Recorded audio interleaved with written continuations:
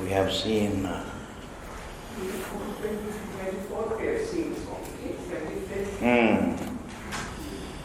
in these two sutras, Prakrita etavatvam pratishedati, and also something else. Meaning, tato braviti cha bhuya. Not only the self corrects the error, it also tells it's not just the absence of limitation that is the truth. There is something presence that is called the extra. It's not absence of time that is conveyed. Thank you. It's not the absence of the time that is conveyed. It is the presence of your being minus time that's conveyed. Because the absence of something presupposes the presence of something. The wave is absent, presupposing the presence of water. The creation is absent, presupposing the presence of the source. Similarly, the absence of the mind presupposing the presence of the subject. Thus, not only the Vedanta corrects the error about the self, the sense of limitation, etc., embodiment. Not only it says embodiment is false, it also says the presence of the unembodied self is real. It doesn't say that only the embodiment is false.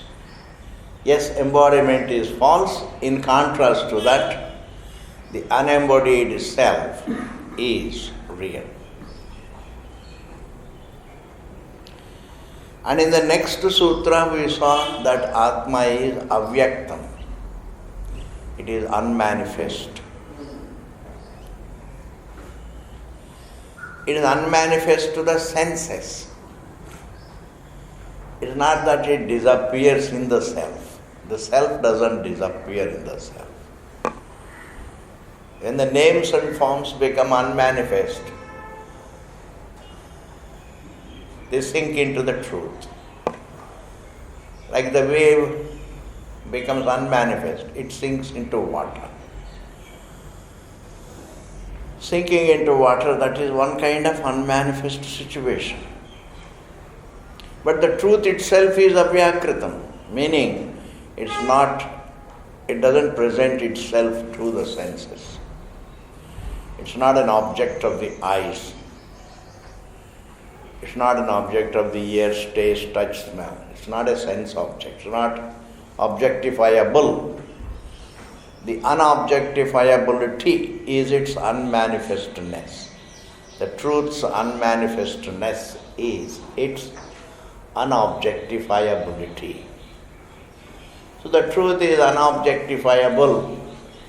That very unobjectifiable nature of the self is called अव्यक्तम. इंद्रिय के लिए पर इंद्रियेभ्यः अव्यक्तम. It is unmanifest to the senses.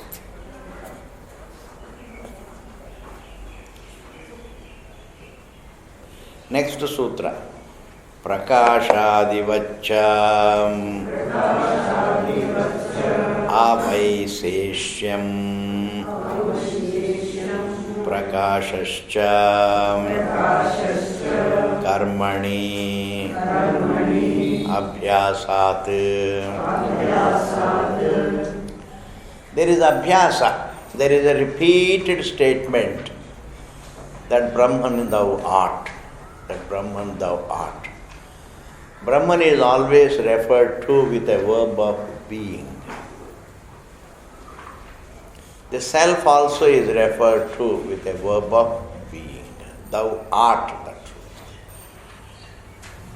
But when it comes to karmani, while doing karma, it looks karma.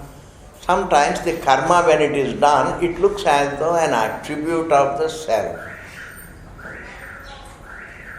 It looks an attribute of one's existence. Like prakasha, the light when it falls on an object, in relation to an object, the light looks as the illuminer of it, as though it is doing the job of illumining it. This is what is called, perceptions, the inadvertent perceptions. These inadvertent perceptions themselves are called avidya.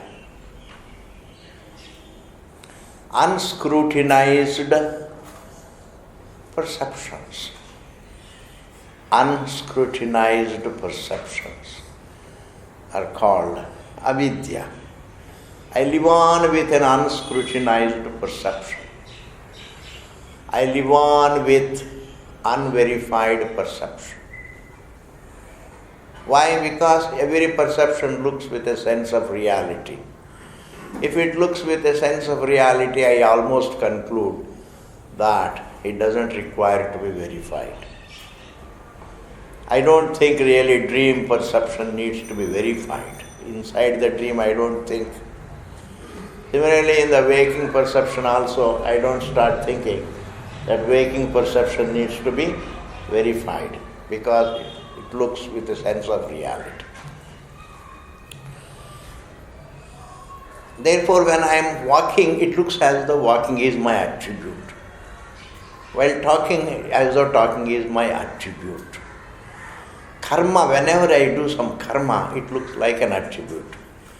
But actually karma is just as though an appearance. Karma is an appearance in the being. Like the wave is an appearance in water, but it looks as though an attribute of water. That is it. Undiscerned, it looks an attribute. Like the greenness is an adjective of a noun. Similarly, the wave also is an attribute of water. Actions are attributes of my being. The body is an attribute of my being. I see it, and what is seen looks as an attribute of my being.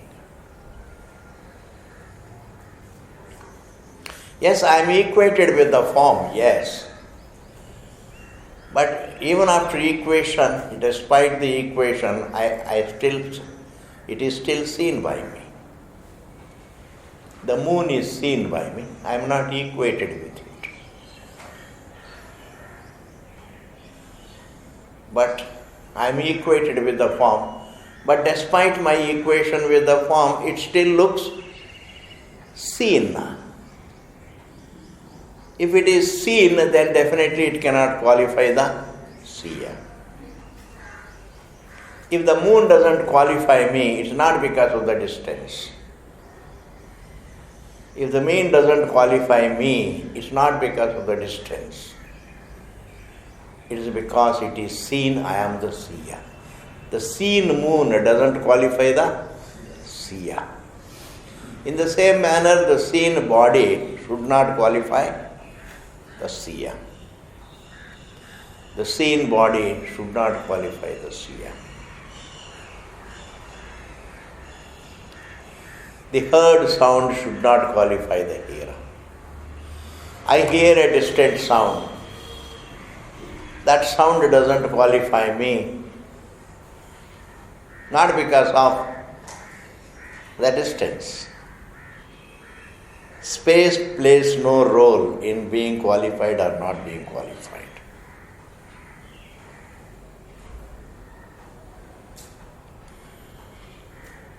The universe doesn't qualify our existence because it is seen. Therefore, everything, the scene looks as though an adjective of our seer, the seer. The time looks to qualify our being. Actions look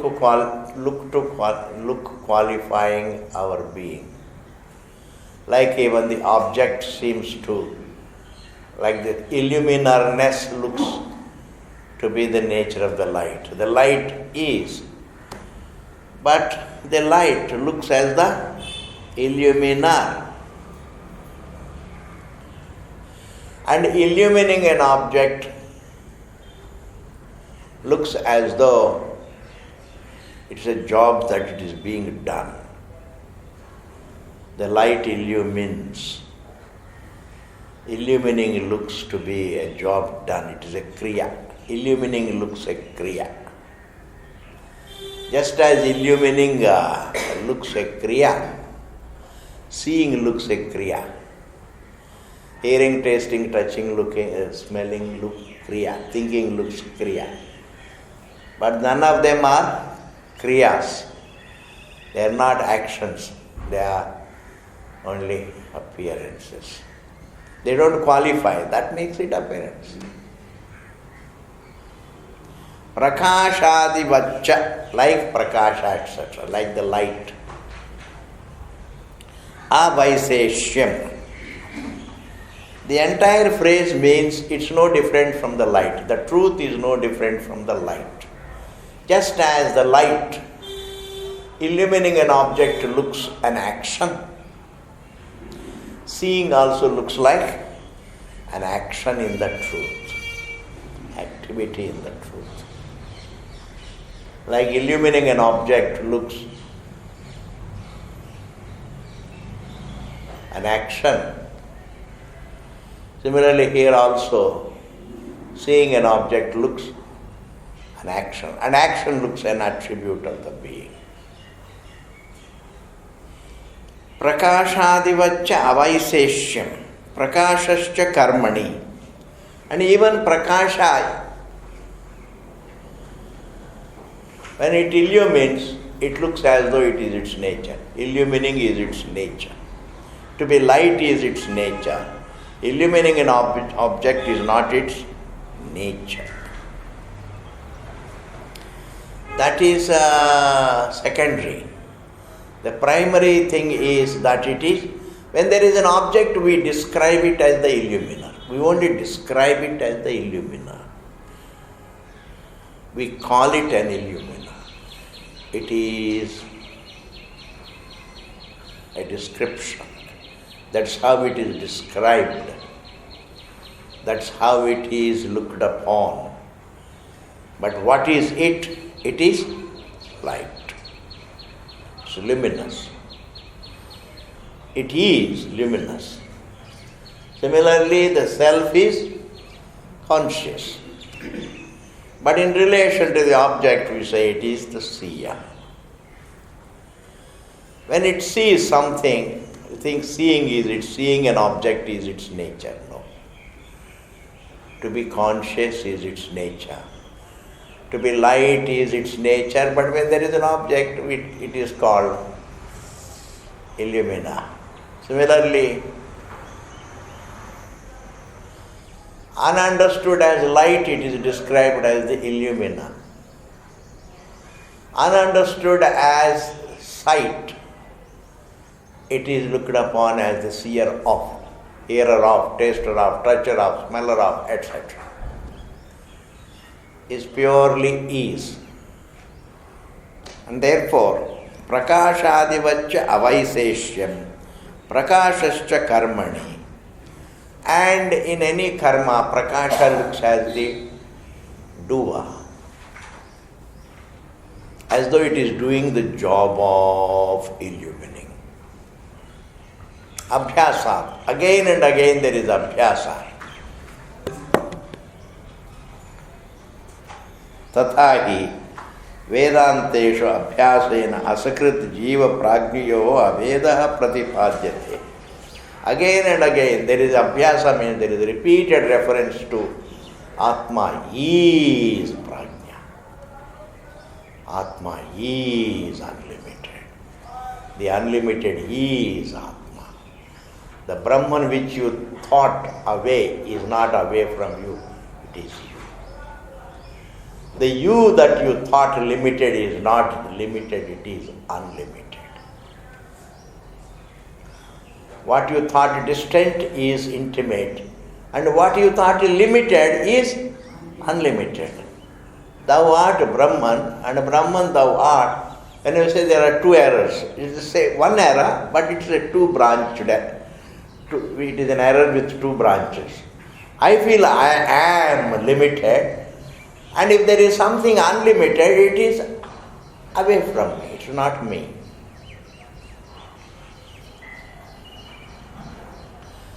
I am limited, and if there is something that is unlimited, that unlimited being is other than me. The Shruti comes and says that unlimited thou art means the sense of the unlimited being away gets corrected. The sense of myself being limited also gets corrected. The Vakyam is meant to correct a twofold error. It is an error about the truth. If I am limited, then if there is unlimited, it should be other than, which is one and the same. It is snake, if there is a rope, it should be other than it. No, the snake is rope.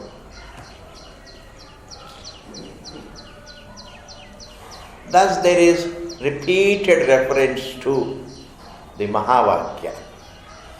Any Vakya is a Mahavakya which refers to the Jiva as the being, as unlimited. It need not be, even in English if you say the limited is unlimited, the one that looks limited is unlimited. The limited is unlimited is not a statement of contradiction.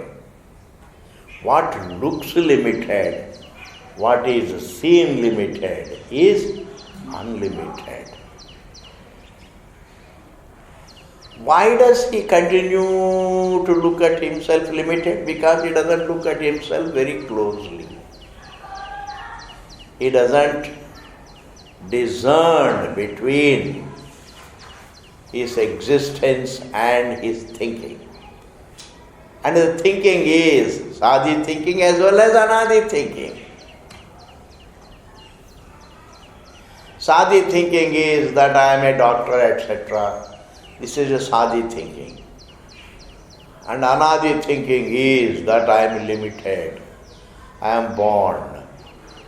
I am a form. This is all Anadi error. This is Anadi Adhyasa. Adhyasa is in the form of thinking. Vastu is in the form of being. In fact, in discerning between the Vastu and Adhyasa, the Adhyasa gets corrected. There is no other way. By discerning between the Vastu and the Adhyasa gets corrected. There is no. Discerning is always between the truth and the error, between the Satyam and the Mithya, between the Vastu and the Avastu, between the Atma and Anatma. And therefore, looking at one's existence means not that just focusing on your being. It is discerning between your existence, your being, and your thinking. Swamiji, it is difficult, but that it has no alternative. I have to know the snake as rope in order to be free from the snake. Why can't I close my eyes and sit tight? No, the snake will come and bite you. That's how you will think. That is enough. It is impossible for man to be happy without knowing the truth as the truth and the false as the false.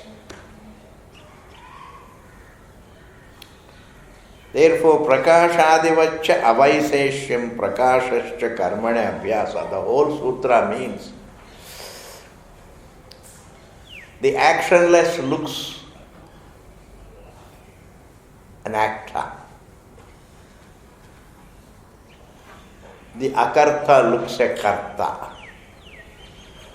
Just as the akarta light in relation to the form it illumines, it looks karta. Akarta is seen as karta. Akarta looks, karta means what? Akarta is seen as karta. I find myself seeing myself the akarta, the karta. But I don't look at myself closely. So I keep going as a karta. I keep going as karta without ever looking at myself. My God, I am not a karta, I am only presence, just a being. And all my love is to be akarta. My desire is to be akarta. Even laziness is a clue to the love for akarta. Because given a choice, who would do anything? Given a choice, because man loves stillness, being. Given a choice, he would just be. But because he thinks he is a karta, he has to keep doing things. He looks at himself as karta with the love for being a karta. Even the love for sleep is a karta. He may read into sleep that he is doing a job of sleeping, but the experience is he is free from kartrutvam. His anubhava is akartrutvam. His thinking may be kartrutvam. He has notions about even sleep. I am using my will to be sleepy. Aisa nahi. Where the will resolves, that is sleep. You don't really use your will to be asleep. You don't use your will to be asleep. You renounce the will resolves. Therefore, the entire Vedanta is a very, very interesting thing. It's only talking about like the space it is. Can you ever think of movement in it? All actions are appearances in it. They're made of it. Space is made of it. Air is made of it. Fire is made of it. Water is made of it. And they are so differently made of space, but yet they are so unlike it. The air is so unlike space. The air blows, the space doesn't blow. The fire burns, the space doesn't burn. Water flows, the space doesn't flow. The earth cuts, but the space doesn't cut. So distinct is the nature of the space and the air, etc. And yet they are all made of space. This is something mind-boggling thought. They are so unlike space, but made of space. They are so unlike space. All our movements are made of space. But space is still, let us say. And therefore, if all that is mobile is made of space, which is still, then the mobility is stillness. Yes. That is Vedanta. All that looks mobility, all that looks the movement of the air, etc., is nothing but stillness, because it is made of the still. Every motion is made of stillness. The air is made of stillness. Fire, everything. All movements, the planetary movements, the galaxies movements, and the movements of the planes and the jivas movements, everything is, karma is part of the samsara. It is all made of stillness. The space, the air is made of, so unlike space, but yet it is made of space. In the same manner, the physical is so unlike the subject, but is made of the subject. This is, if you are a scientist, if you want a topic, there can't be a better topic than this. That is, the physical is so unlike the non-physical, and yet it is made of the physical. It is so made of the physical. And therefore, the next sutra says, Ataha, therefore, Ataha Anantena Tathahi Lingam. Ataha, therefore, Anantena, it is one with the unlimited. Therefore, the jiva is ananta. It is one with ananta, means the jivatvam is made of the unlimited, but the conscious being that wears the jivatvam is unlimited. Jiva is not ananya. Jiva is the Brahman. But the Deha is Ananya with it. Jiva is Mithya. The Deha is Mithya. The sense of individual, the entire thinking is Mithya. But the entire thinking presupposes the conscious identity. That conscious identity is not. That conscious identity is not Mithya, it is Satyam. Wave is Mithya means only that waveness is Mithya. The water in the wave is not Mithya. Between the Mithya and Satyam there is no gap, Ji. There is no gap between Mithya and Satyam. Like between the air and space there is no gap.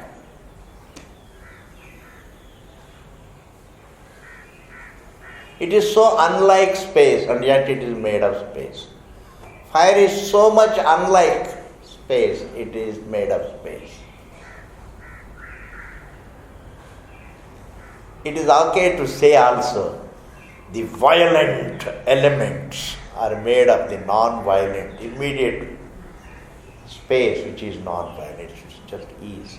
Because the most peaceful entity is that which simply is. Like silence is non-violent. Noise can be violent.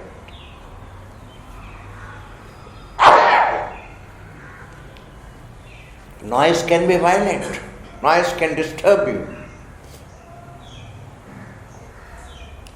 Silence as a thought can disturb you, not silence as your being. If you think of silence as an object, then it can tire you. Oh, I am so tired of silence. I want some noise. Let me go to Lajpat Nagar Central Market. Or Khan Market is good. Khan Market also is a little silent. Lajpat Nagar. If you want noise, go to Lajpat Nagar. Wow. If you want dust, go to Lajpat Nagar. All that is there. That's not a problem. But some residential areas are all right, there are. But you have to go to the marketplace. Therefore,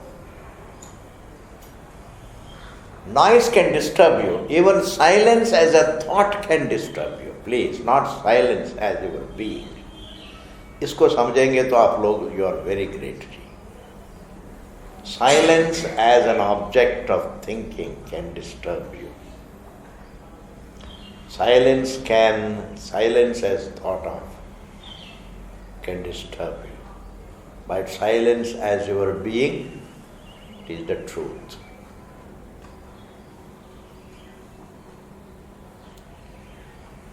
Therefore, anantena, jiva is Brahman.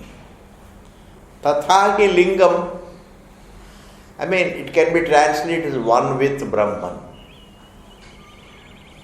But I don't want to use these terms, this language. It is one with Brahman. It is the unlimited.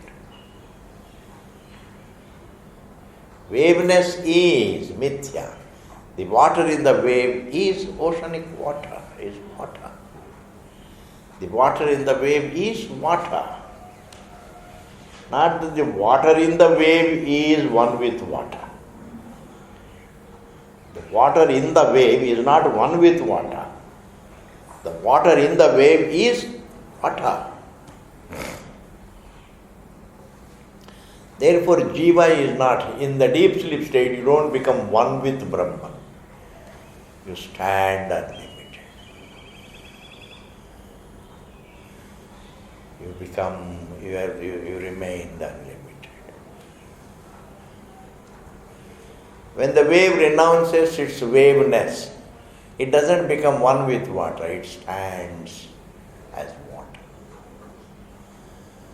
When the limited renounces the limitation, it stands as the unlimited. It stands as the unlimited. When the air understands, my airness is mithya, my substance is space, immediate substance is space. It stands as space.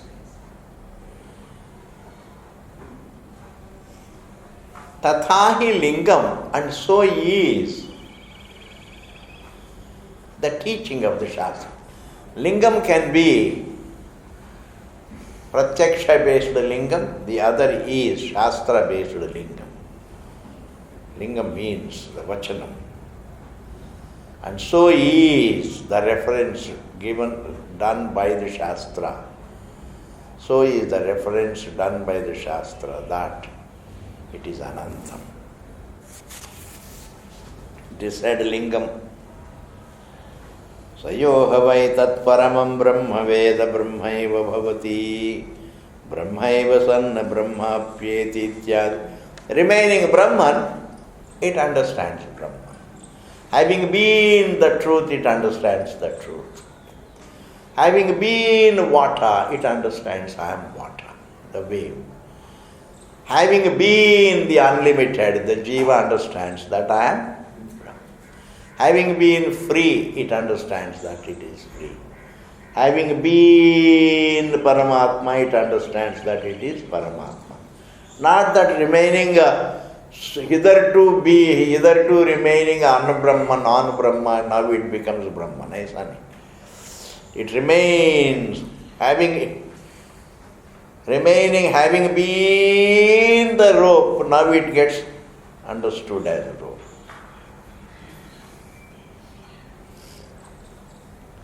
Having been the unlimited, the jiva understands that I am unlimited. Sayoha vai tat paramam brahma veda brahmaiva bhavati. A person who understands Param Brahma stands as Param Brahma.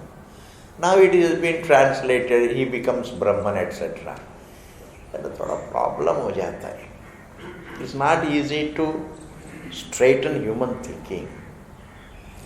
Because you make movements and ultimately again fall into the same groove.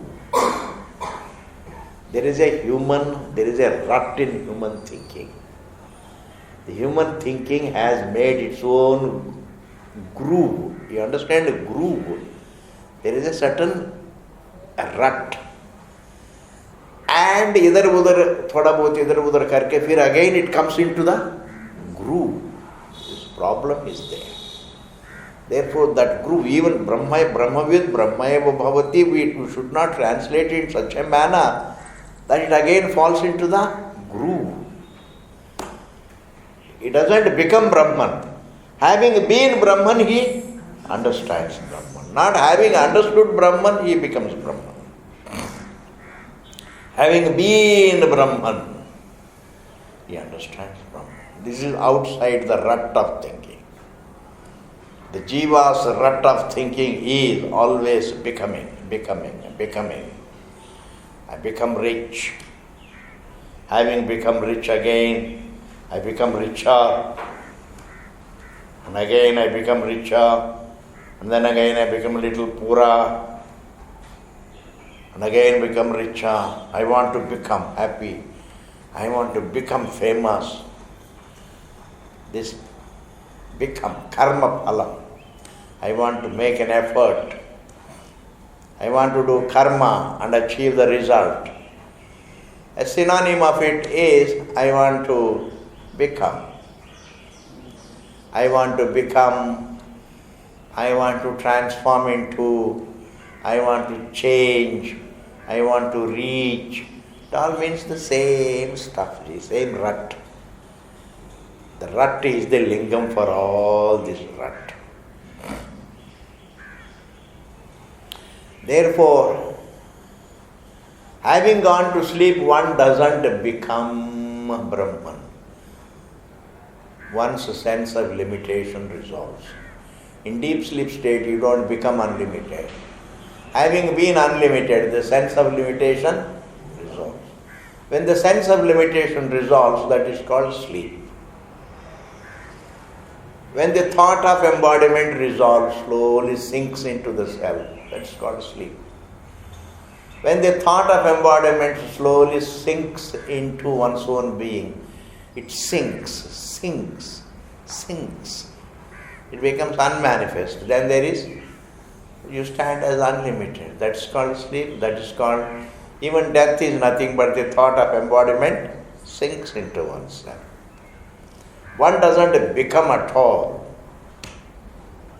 You don't become unlimited. And if there is a becoming, it is a very not a much of a significant becoming. If a rich man becomes, having become rich, if he becomes richer, what is that? Both are limitation anyway. Within the sense of limitation, you keep on becoming.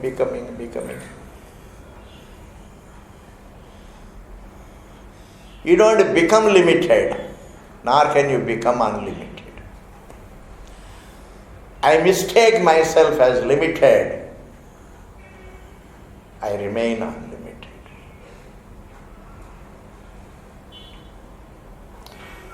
You become less popular, and you become less popular, and you become more popular. There is not much of becoming. Because however much you become, you are still within the sense of limitation.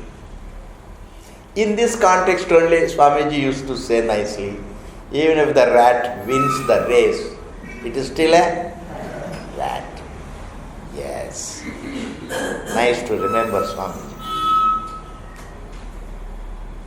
At least the rat should remind us. That example should remind us. That's why all becoming is within the sense of limitation. But you can't become unlimited. You remain unlimited. That is your nature. What about the limitation? I see my limitation is not a becoming. Limitation is a perception. The rope doesn't become snake. I see it, snake. And when I have the right knowledge, the snake doesn't become rope. The snake is already snake, having been rope, comes to be understood as rope. Nabhavatyamrutam martyam, namartyam amrutam tatha, Karikakara says. The eternal cannot become non-eternal. The non-eternal cannot become eternal. The non-eternal cannot become eternal. Then how do I really become eternal? Shake off the sense of non-eternity. That's called correction. That's all that is possible. The Vedanta says your sense of non-eternity is mithya. Your eternity is satyam. Your sense of limitation is mithya. Your unlimitedness is a fact. It's not a sense. Limitation is a sense. Unlimitedness is a fact. Independent of my thinking, it is there. Silence is independent of thinking. Sound is in the form of thinking. Sound is a sense. Sound is so unlike silence, but understand it is made of silence. Sound is made of silence. The motion, the mobile is made of the stillness. Wow. This is Vedanta. Amazing. Ataha anantena tatha lingam. Next sutra. Ubhaya vyapadeshattu adi kundalavat. See, there is a reference,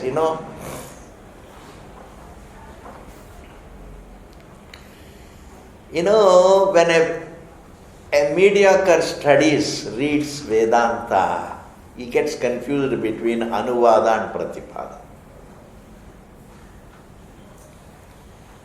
Anuvada is what I am already seeing and thinking. That is called Anuvada, a restatement of universal thinking.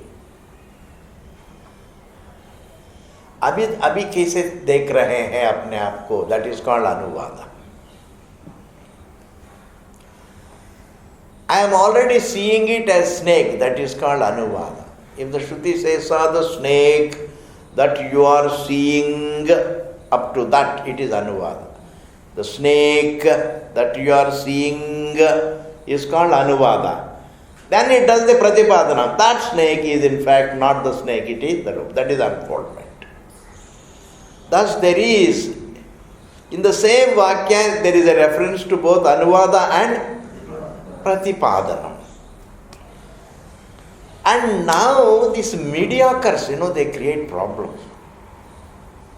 Some of the undedicated people, they create problems in the society. They say, Shruti to dono kahte hain, sarpa bhi kahti hai. It says it is sarpa and it also says it is rajju. Where does it say?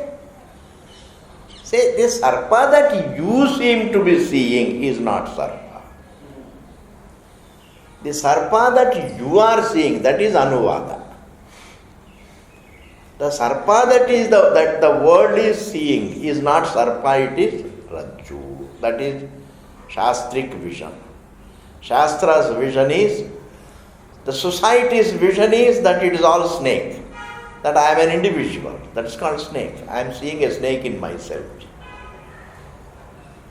In the case of the rope and snake, I see the snake in the rope. When I say a person says, I am limited, I am seeing a limitation within myself. That means I am seeing a snake in myself. I am seeing samsara in myself. I am a struggler, I am a desirer, I am a born, I will die. These are all the frightening ideas that I have about myself. Nothing but really the frightening perception of snake in myself. So the Shruti comes and says the snake that you are seeing in yourself is not snake, it is the rope, it is the truth.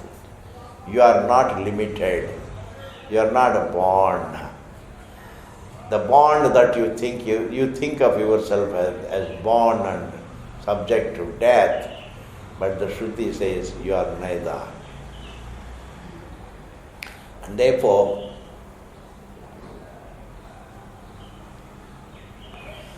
Anuvada and Pratipada must be understood. If you can understand the distinction between Anuvada and Pratipada, the restatement of universal perception. The restatement means, who does the restatement? The Shruti.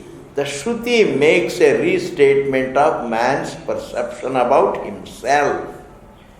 That is called Anuvada. Without doing the Anuvada, without stating the problem, you can't state the answer. So before you state the answer, you repeat the riddle, let us say. That repeating the riddle, restating the riddle, is what is called Anuvada. What is the riddle here? It says, I am a Jiva. It says that the I that you look at as Jiva is not Jiva, it is unlimited. And therefore, when man thinks, Shruti states both Jiva and Brahma, because it only does the Anuvada of the Jiva, it doesn't do the Anuvada, Pratipadanam of the Jiva as a Jiva. The Jiva that is seen by everybody, the Jiva that is thought of by everybody, this Jiva is not Jiva, this Jiva is the unlimited truth.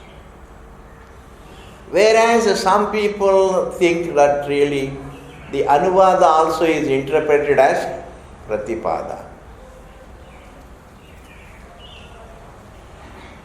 Ubhaya Vyapadeshat.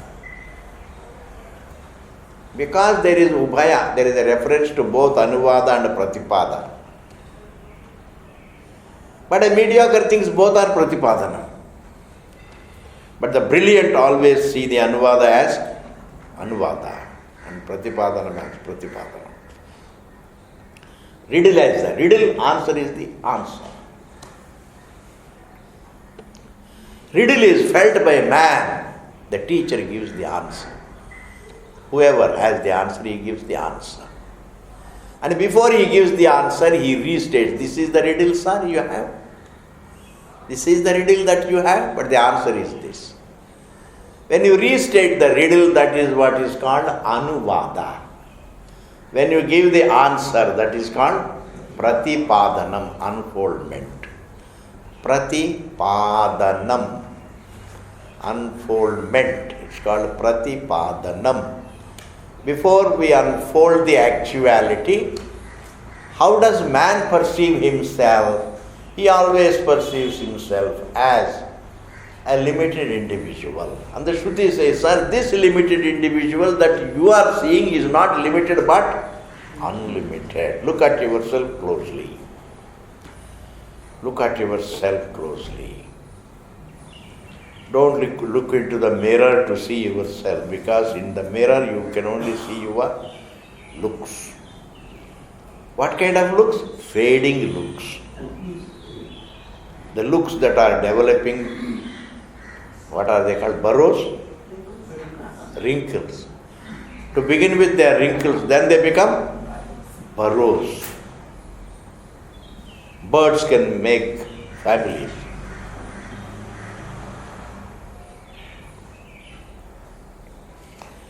Supposing you look upon this both Ubhaya, Anuvada and Pratipada as Ubhaya Vyapadesha.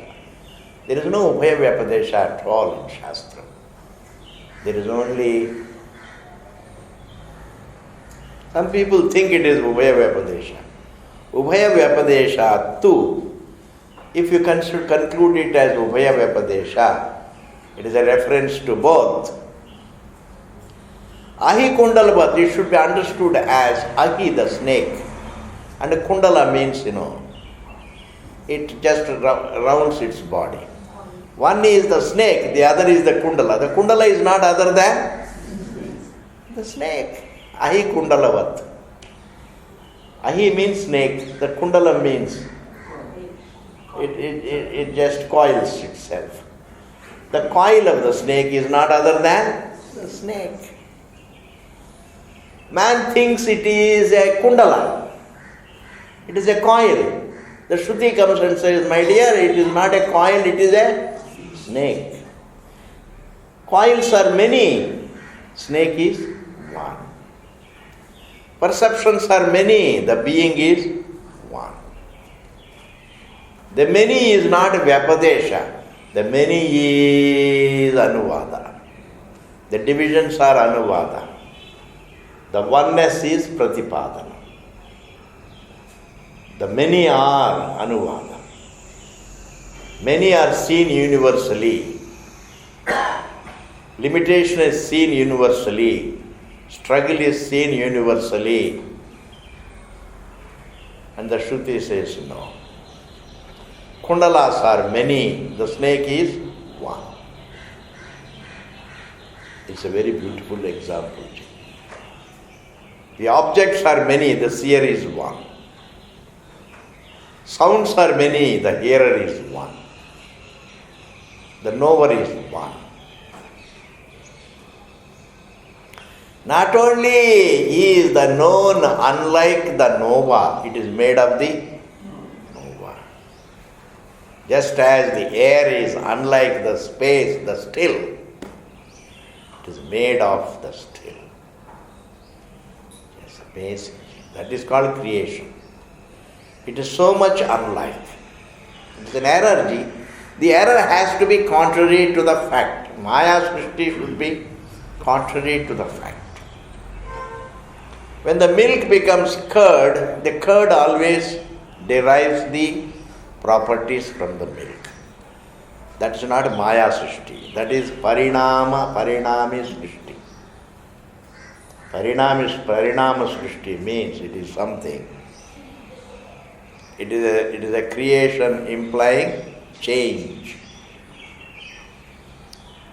It is a creation implying change. Ubhaya Vyapadeshat ahi kundalavat. Whenever the creation is contrary to the source, it is unlike, it is Maya Srishti. Kundalas are many, snake is one. It is Maya Srishti, yes. The form is Maya Srishti, the substance is Ishvara. It's so contrary to the substance.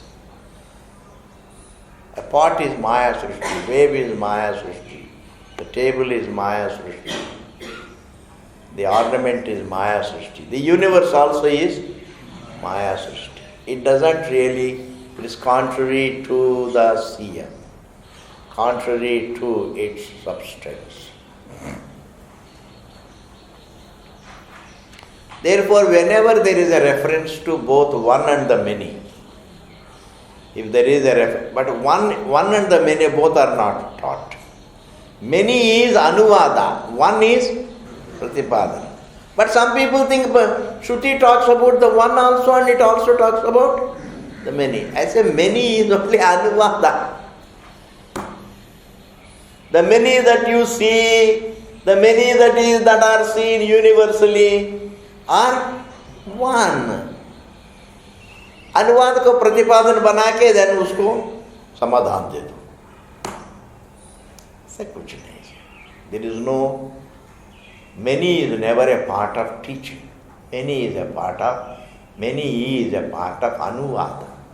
It is restating human perception.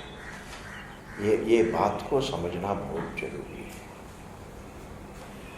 When the Shastra describes the sansara, it is not pratipadanam, it is restating anuvada. The sansara that man experiences, the sansara that man sees, the sansara that man suffers, the sansara that is there in man's thinking, that sansara is mithya. That sansara is made of the satyam, when the Shruti says. That is pratipadanam. That means in the same vakya, sometimes you find one clause, anuvada, the another clause, pratipadanam. In the same vakya, there is both anuvada and pratipadanam. Snakey is rope, there is both anuvada and pratipadanam. That thou art, that as distant from you is anuvada. Thou as limited is anuvada. The limited is thou art, that thou art. That as that, distant, is anuvada. Thou as limited is anuvada.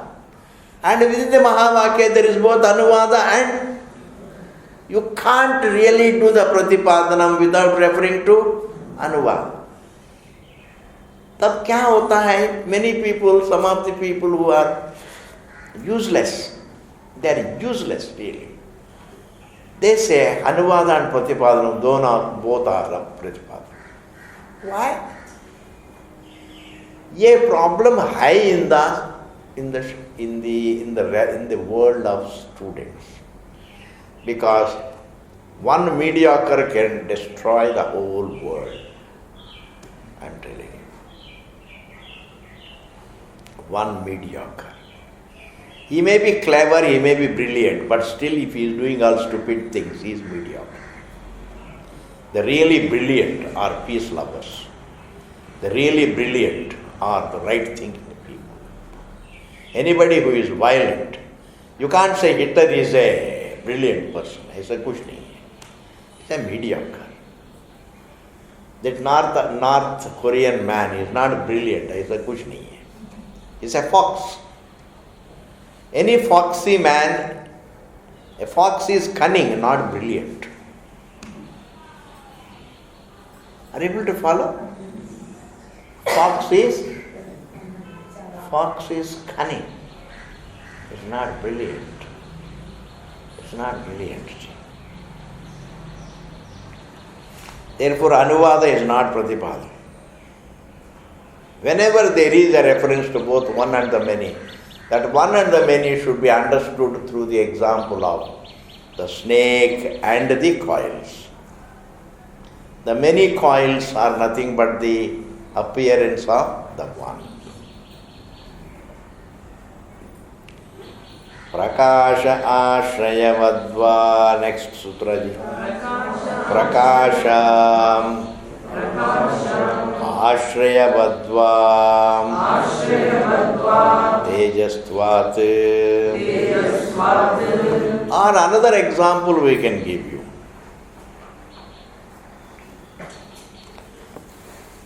The light of the sun and the sun are both bright. The many, the one is the ashraya. Haji, khatam karo ji.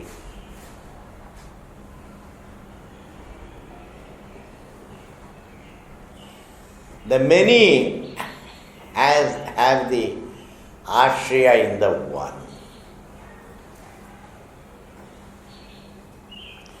Like the luminosity of the sun has the ashraya in the sun. The source of the light is the luminous, the sun. Now between the sunlight and the sun there is no difference. It is amazing. The rays are many. The sun rays are many and the sun is one. The rays are luminosity. The sun also is luminosity. You can take this example also. The one also are consciousness. Consciousness also is one. Perceptions are conscious. Perceptions are consciousness. Consciousness also is consciousness. Prakasha ashrayavadva tejastvat. Being the light as well as the source of the light, both being the light.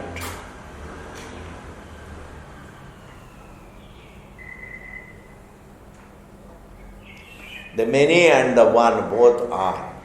The many are perceptions and the truth is awareness. And perceptions also boil down to be awareness. They are also awareness.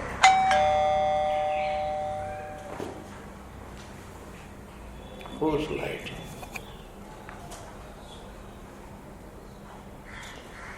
Prakasha ashrayavadva tejastvat. The one and the many are like the sunlight and the sun. The sunlight and the sun are not two different things. The sunlight is light, the sun also is light.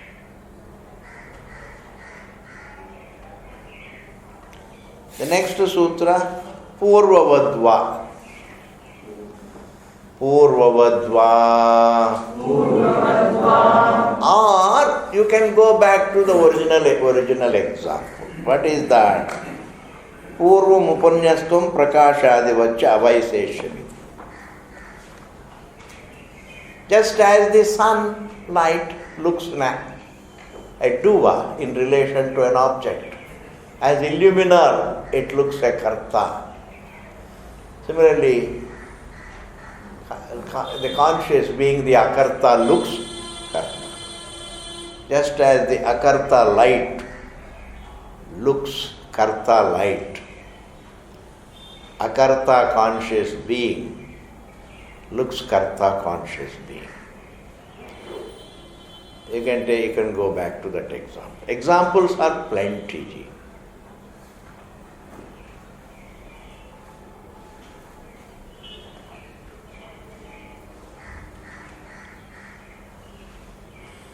Examples are plenty. Aram se. Examples are plenty. Take the help of the examples.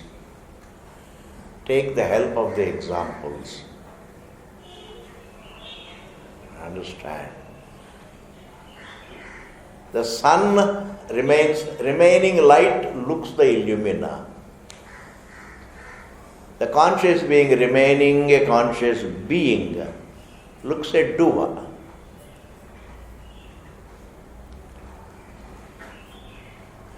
Like the four elements, the air, fire, water, earth, remaining the immediate source, the space, remaining still, they look doers. The air they look mobile. Remaining still, they look mobile. How do they? Means fundamentally they are made of the still. Therefore, fundamentally, their mobility is mithya.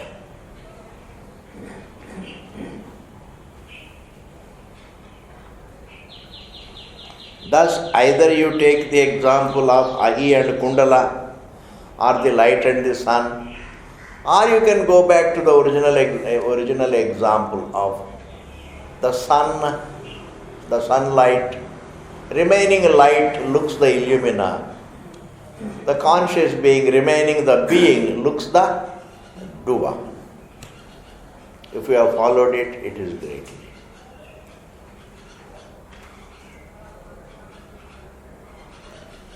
This is one more sutra is there, then we will, Adhikaranam changes. Pratishedhacha.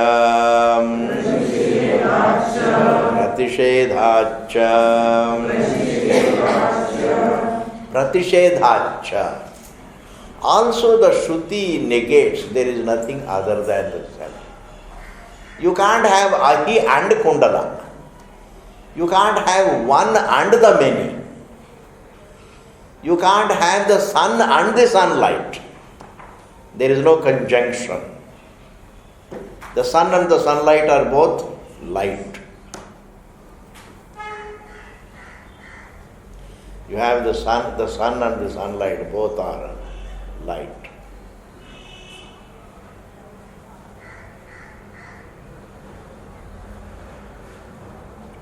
The sun and the sunlight. You can't have the sun and the sunlight. They are not two. The Ahi and Kundala are not two. The many and one are not two phenomena. The many are made of the one. The Kundalas are nothing but made of one snake. The sunlight is nothing but the sunlight of the sun. In this manner, the Jiva also is not other than Brahma. Jiva is the same Brahman. Wave and water are not two things. It is the water that looks like a wave. Therefore, the Shruti negates anything other than the truth. There is nothing other than the truth. There is nothing other than your being. Your existence and your thoughts are not two parallel. All your thoughts are made of your being. All sounds are made of silence. See, if sounds and silence were parallel, they should exist outside silence.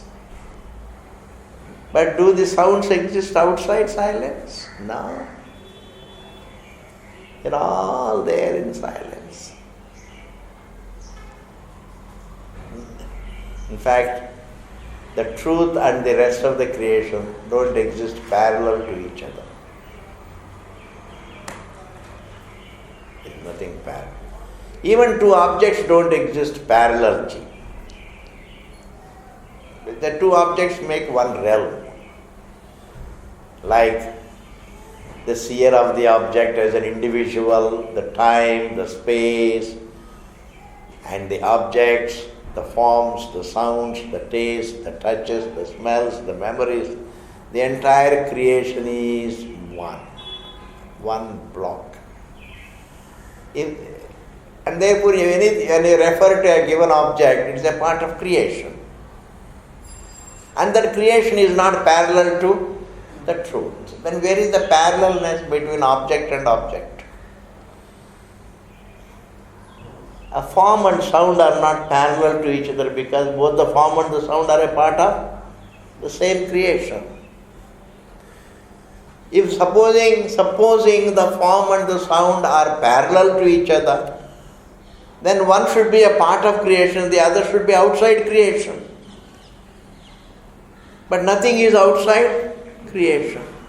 And creation. Therefore, there is nothing parallelness. Parallelness is impossible to prove in this world. Even parallelness of two parallel lines. Both the lines are a part of creation. Just they say parallel, they coexist, etc. These are all ideas. If you look at things fundamentally, there is nothing parallel. There are no parallels. Form and sound are not parallel because both of them are a part of creation. Two parallel lines, you say. In maths we say two parallel lines. I say both of them are a part of creation. The lines are a part of creation and the one who as an individual seer is a part of creation. The means of perception is a part of creation. If all objects are a part of creation, then they are not parallel. They are just one block. Space, time, form, thought, they are not parallel to one another. They are all part of creation. They are not contemporaries. They are not contemporary in anything. They form one. This hand and this hand are not contemporaries. They are a part of the same body. They are part of the same body. This body and that body are not contemporary because both are a part of creation.